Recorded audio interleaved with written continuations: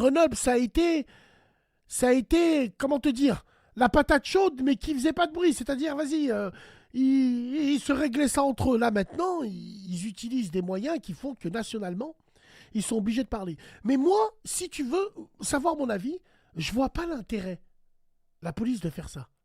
Je vois pas l'intérêt. Non, Quel est aucun. l'intérêt? Enfin, je réfléchis, j'en vois pas trop.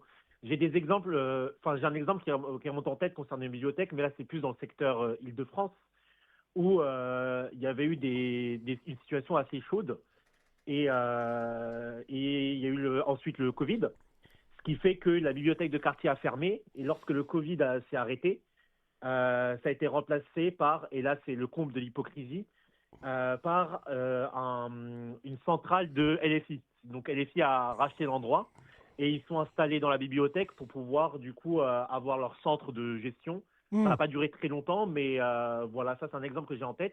Mais la police qui intervient directement, ça m'étonne pas mal. Ouais.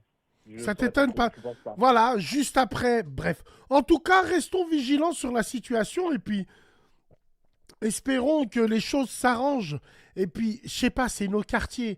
Enfin, moi, je sais pas comment on peut, et ça, tu l'as toujours dit, dans les revendications, on a toujours chié là où on a à habiter, entre guillemets.